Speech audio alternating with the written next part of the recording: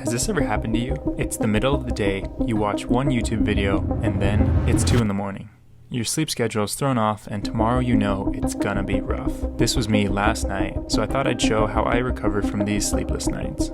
I just had a terrible night's sleep. Let's get into it.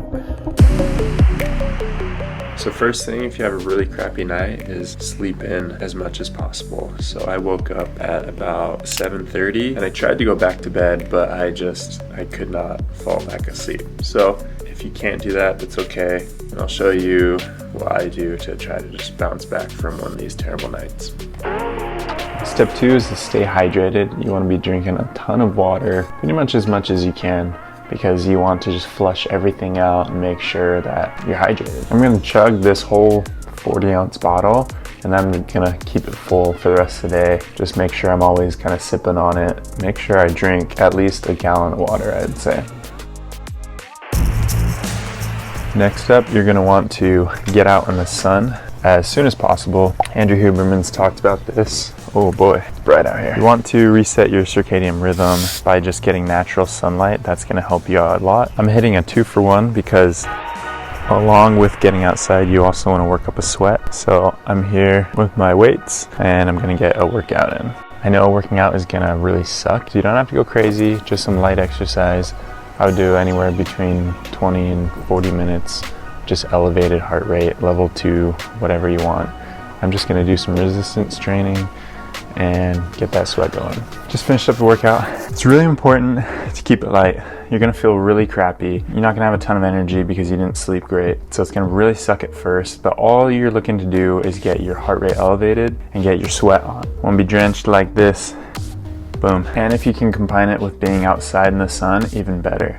I know a lot of people don't have weights just outside in their backyard, but you can go outside, do a body weight workout, just do some squats, push-ups, sit-ups, or you could just go out and run just run for like 20-30 minutes. I promise you that this is like one of the most important parts of recovering from an awful night. Next thing you want to do, step 5, is take a very cold shower, as cold as it'll go. If this doesn't help wake you up, I don't know what will.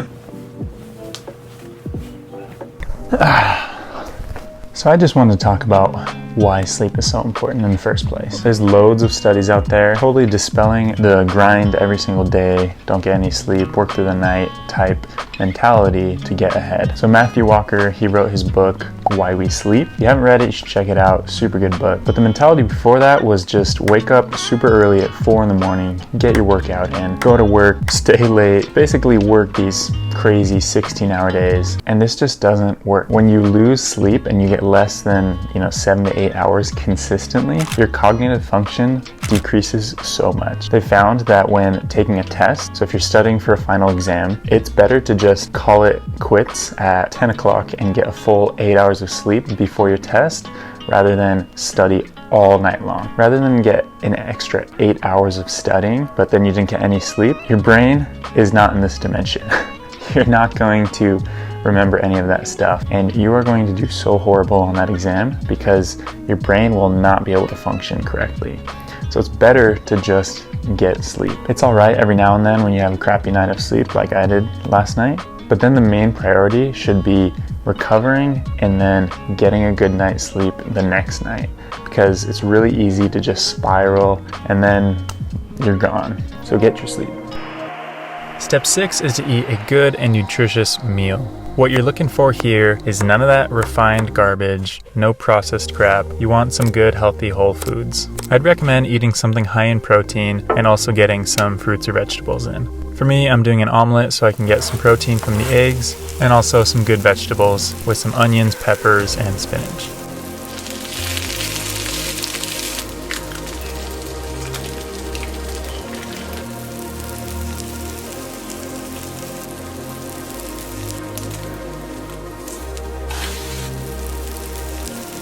Boom. Step 7 is to drink caffeine. Now, typically energy drinks are not the best. However, I don't drink coffee, so this will have to do. The reason we're drinking this now instead of right when we woke up is because delaying your caffeine intake is actually a huge benefit, apparently, Andrew Huberman says. And again, I recommend delaying your caffeine intake to 90 to 120 minutes after waking. And I believe him, so.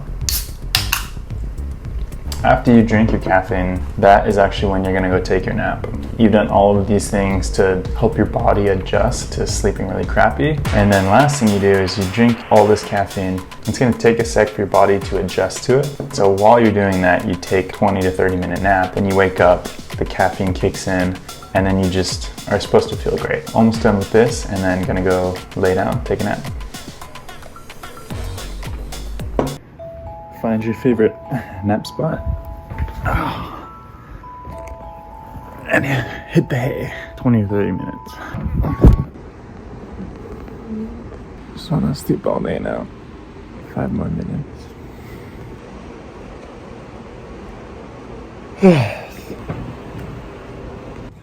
All right, now that we took our caffeine power nap, we are done for the recovery schedule. The most important part now is to you can't nap for the rest of the day.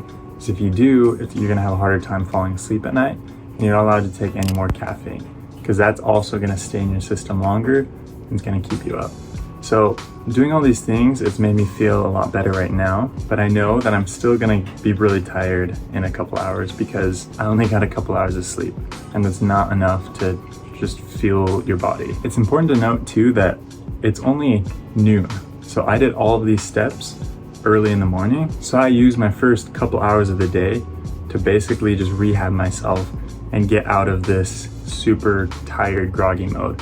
Because if I didn't do anything, I guarantee I would still just be laying in bed, not sleeping, and just feeling really, really crappy.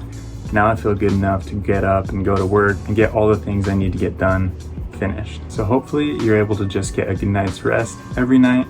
But if you don't, follow these 8 steps and I guarantee you that you will feel better than if you did.